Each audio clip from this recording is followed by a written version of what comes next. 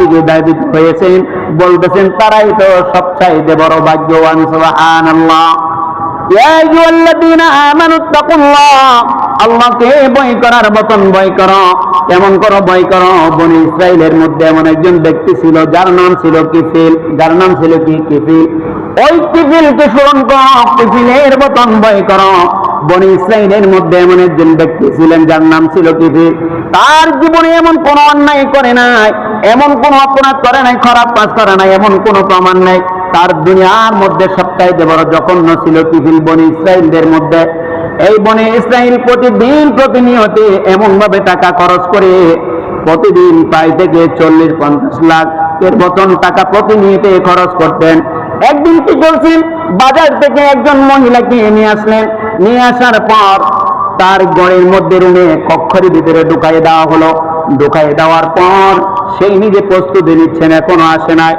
হঠাৎ করে মহিলা অজরে কান্না শুরু হয়ে গেল, কানতে কানতে অস্থির হয়ে গেল। কিফিল তখন আসে বলল, রে মহিলা, আমি তোমাকে এখন পর্যন্ত কোনো স্পষ্ট করি নাই, আর আমি তোমাকে কোনো জোরপূর্বক আনি নাই। আমি তোমাকে এনেছি টাকার বিনিময়ে, তোমাকে আমি খরিদ করে এনেছি। তুমি কেন এত অজরে কান্না? এখন তো আমি তোমাকে স্পষ্ট করে নাই। মহিলা বলতেছে, কিফিল, আমার জীবনে আমি কোনো পতিতা মেয়ে নয়, আমার জীবনে আমি কোনোদিন পাপ কাজ করি নাই, অন্যায় কাজ করি নাই। আজকে আমি বিপদে পড়ে তোমার কাছে আমি ধরা দিয়েছি, আমি কান্না করি এই জন্য আমি তোমার সাথে পাপ করব। দুনিয়ার কেউ দেখে না, কেউ দেখে না, একজন যিনি দেখে তিনি হলেন কে? সবাই জোরে বলেন তো।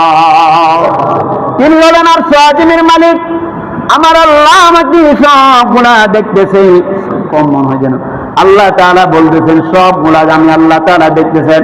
আল্লাহ পাক রব্বুল আলামিন কুরআনুল কারীমের সূরা বাকারা ৭৭ নম্বর আয়াত আল্লাহ তাআলা বলেন, আওয়ালা ইয়ালামুনা আন্নাল্লাহা ইয়ালামু মা ইউসিররুনা ওয়া মা ইউলিনুন। আল্লাহ তাআলা বলেন, এই দুনিয়ার জমিনের মধ্যে, আরে দুনিয়ার মানুষ, তোমরা গোপনে করো আর প্রকাশ্য করো, রাতের অন্ধকার করো, দিনের পর এটি করো, যা কিছু করো না করো, অন্তরের মধ্যে জল্পনা করো আর কল্পনা করো, আমি আল্লাহ তাআলা সব কিছু আমি আল্লাহ দেখতে পাই। সুবহানাল্লাহ। আমি আল্লাহ সবগুলা দেখতে পাই। এই কথা শোনার পর পৃথিবীর অন্তরের মধ্যে কম্পন সৃষ্টি হয়ে গেল। আর এই দুনিয়ার জমিনের মধ্যে কত পাপাচার করলাম, কত অন্যায় করলাম, কত পতিতা ব্যবহার করলাম, লক্ষ লক্ষ কোটি টাকা অবৈধভাবে খরচ করলাম, জীবনে কল্পনা করি নাই, পরকালের জন্য কোনোদিন চিন্তা করি নাই।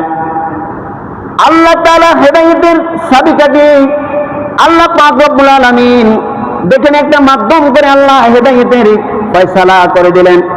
কিফিল বলতেছেন, রে মহিলা, আমার জীবনে আমি তো কোনোদিন চিন্তা ভাবনা করি নাই, আল্লাহর কাছে তুমি একটু আমার জন্য দোয়া করো, আল্লাহ যেন আমাকে হেদায়েত নসিব দান করে।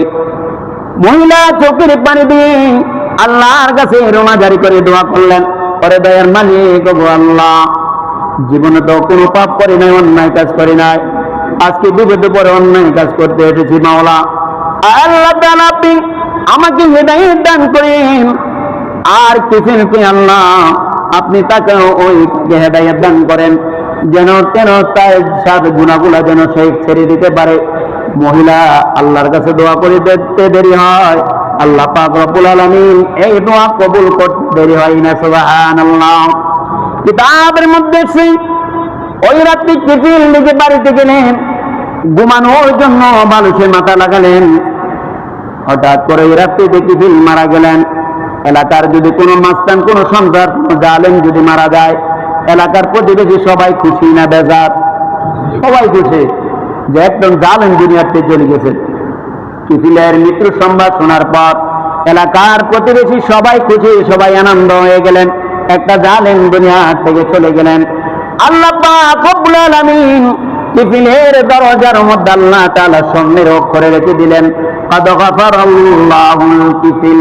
আল্লাহ পাক রব্বুল আলামিন স্বর্ণের অক্ষরে কিফিলের দরজায় লিখে দিলেন, আল্লাহ তাআলা কিফিলের তওবা এতভাবে কবুল করেছেন, কিফিলের শুধু গুনাহ মাফ করে নাই, মাফ করে নাই, আল্লাহ তাআলা কিফিলের কবরখানাকে জান্নাতের বাগান বানাই দিয়েছেন। সুবহানাল্লাহ। কি ভাই, তওবার দাম আছে না নাই? এই জন্য ভাই, যুবক ভাইরা, আজকে যে মেসি, আর্জেন্টিনা, এই সমস্ত বিজেপিদের, খ্রিস্টানদের প্রেমে ভালোবাসা পড়ে আজকে তুমি বিভিন্ন অশ্লীলতা তুমি সমাজে, পরিবারে শুরু করেছ, আল্লাহর দরবারে কি জবাব দিবা? আল্লাহর নবীর হাদিস আওকাতা রাদিয়াল্লাহু তাআলা আনহু বর্ণনা করেন, একদিন রাসূলের দরবারে একজন সাহাবী এসে বললেন, ইয়া রাসূলুল্লাহ, ইয়া হাবিবাল্লাহ, ওগো নবীজি,